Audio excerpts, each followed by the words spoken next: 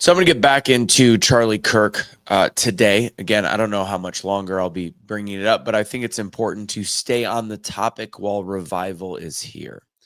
So I want to state the obvious. Charlie Kirk was assassinated, not for minor things, but for the big thing that it takes to stand up, speak out, and believe that there is something bigger.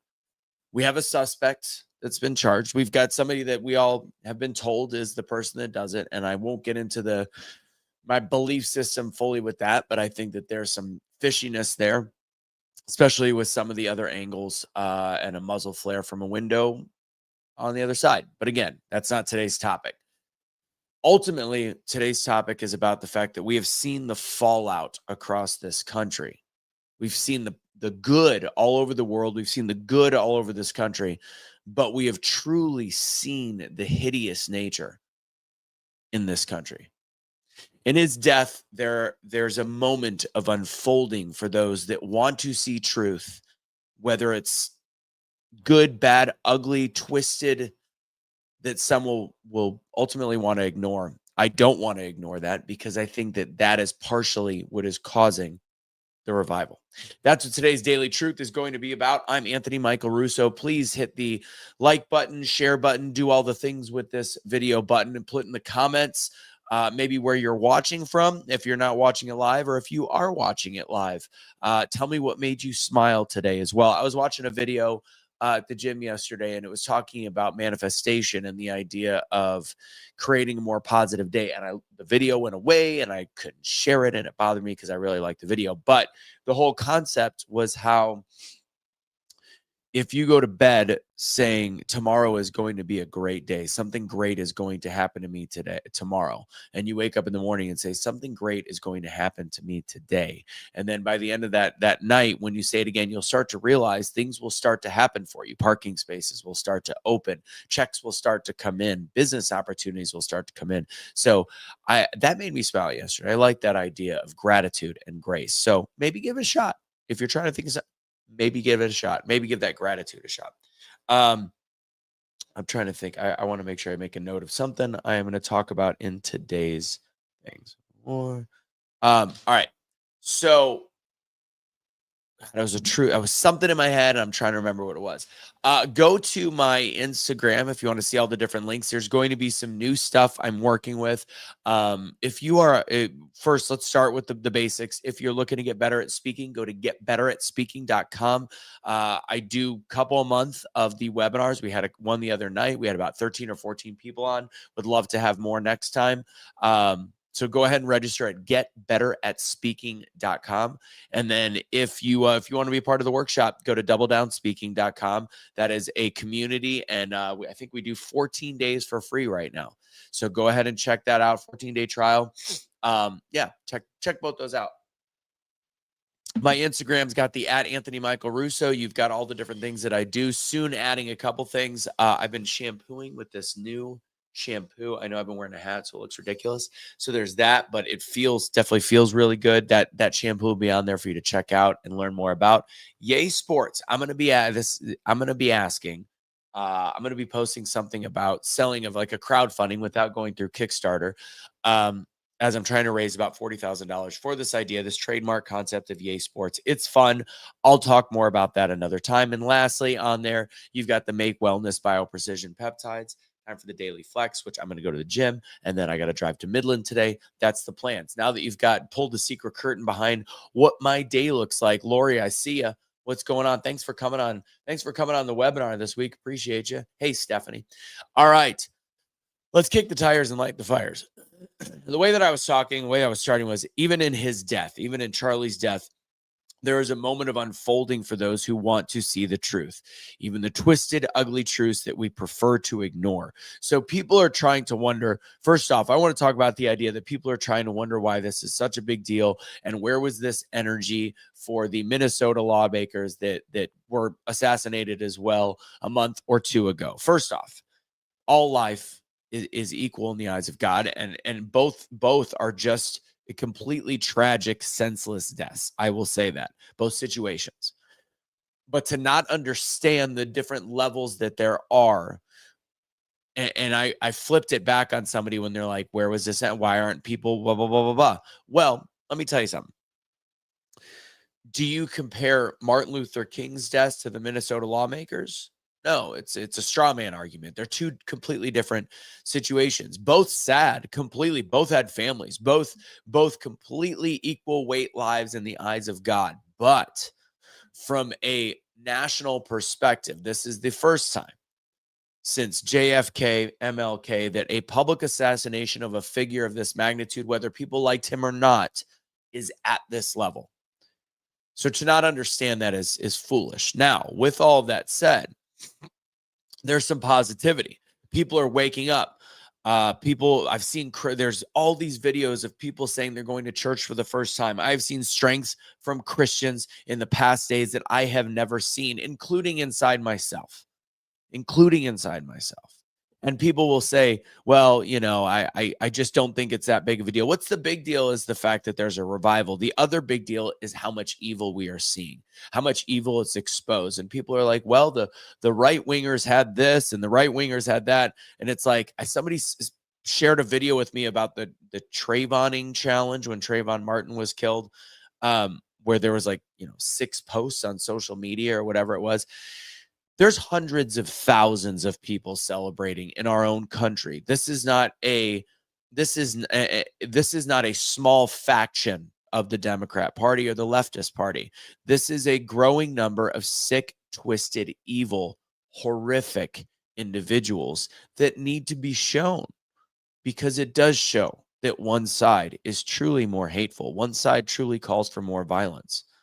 There's a 10-minute video of Democrat politicians calling for violence, to which people will reply back with 1 30-second clip, 1 or 2, that are very minor and very obscure and veiled, clouded, not sure if it means the same thing. Whereas there's people in the Democrat Party that say we have to get in their face. We have to create unrest in the streets. We got to smack them in the mouth. These things are not equal. And we're seeing that now in the constituents. Now, do I want to fight with people on the left? No. And then people talked about a call for civil. They were like, well, the right was calling for civil war after Charlie died. Well, look what happened. Revival, prayer, public prayer, candlelight vigils. And what's interesting? I think there's a misinterpretation of the call for civil war. The question is more, are we in a civil war?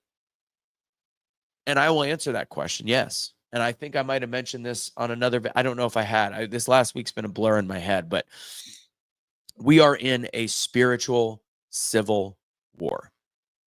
We are in a cold war in that civil war. And the question is, when does that escalate? I can tell you, based on this, what we are seeing, it won't be the people on the right. It won't be the conservative Christians, the Republican side, that starts the war. We have a temperament that I am shocked by. I'm impressed. I'm happy, because in the end, only light can move out darkness. I was angry. I said, are we in a civil war? I talked to my old friend. I go, you know what? It's like, we've been in it for a long time. It's just a question of when it gets worse. People are waking up. Seeing people, and I've been sharing a lot. I've been sharing the positivity, and I've been sharing the disgusting. I've been sharing the ugly, because seeing people celebrate evil, seeing hatred paraded like courage, that's far worse than bad commentary. That is the enemy exposing itself. That's how it takes out the trash. That's why so many people, and there is people going on social media saying, this is the wake-up call I needed to realize that my party, my group, my friends have problems. And I need to start waking up to everything that's been going on the last 5, 10, 15 years. I still speak of when I was a Democrat, and I remember meeting a girl at a bar, and when we got to her car, and look, I still don't like George Bush. Still don't like George Bush. I'm not a fan of the Bush family. I think they're the global elite. That's a conversation for a different day. But I remember seeing the George Bush bumper sticker, and instead of disliking her political choice, I disliked her in that moment because she was going to vote a different way than me. And I was 21, 22 years old, thinking that I was the virtuous one. This isn't just politics. This is complete and utter spiritual warfare. It's not some vague idea. It is very real. And that's why I continue to look at the ugly, share with the ugly, converse with the ugly. People are saying just, a lot of people, and I give them credit for just, putting their statements out there, dropping the microphone, walking away. I get that's perfect. But right now, that's not for me because I want to know the enemy that I am facing. Because this is a revival, not just in this country, but a revival for my voice. I will be posting thoughts on my personal page, as you can see right now. I am going to be more outspoken, especially about my faith as it grows, and understand when there needs to be things pointed out politically. So seeing, sharing, and understanding thy enemy. And yes, I'm going to be totally honest right now from a spiritual perspective, as much as I always want, and I'm not saying the Democrats as a whole. I'm saying those that are willing to celebrate, mock the death of Charlie Kirk, think that it's funny, do these things in public areas. They are my enemy. Jesus flipped tables a time or two. I will treat them with love until it's time not to. I will let them realize the error of their ways and their evil until it's time not to. That's not a call for my violence. I will never be the first one to take a swing, period. 43 years old now. I've never been that person. But if the fire comes to me, I will provide the fire back, as I think we all can at this point. Do not be the first to fire. Do not be the first to punch. Do not be the first to act. But we are in a different time. Be vigilant and be ready to react. So yeah, I'm posting the bad stuff, the 6 celebrations, because if we stay blind to this, we stay soft and we don't understand the urgency. We'll keep snoozing while the evil creeps forward. And this, just like in marketing, is the best time when the iron is hot to not get views, to not be like, well, this is who no. While the iron is hot, to start using this disgusting, horrific event for the power and the glory of God. This is the moment where we start to shift people over. Turning Point had like 65,000 people fill out how do I start a chapter? How do I join a chapter in the last 5 days? There are people coming to God and Jesus in droves. People that have had church hurt and the horrible things that have happened in church and the religion and being away from it or never been, they're coming to God. So when darkness is visible, you don't look away. You pray and then you resist, and ultimately we shine. We love people, including those who oppose us, but that doesn't mean we ignore it. That doesn't mean we just let it slide. That doesn't mean we stay silent. Charlie's death was absolutely tragic. To those that don't understand it, also don't understand Charlie. To those that call, I had a great video that I shared from X. It was a gay black male that had done some Turning Point events, used to be a Democrat and became a centrist, right-leaner. And he did an hour debunking every single lie that is being perpetrated on Charlie Kirk. It's fantastic.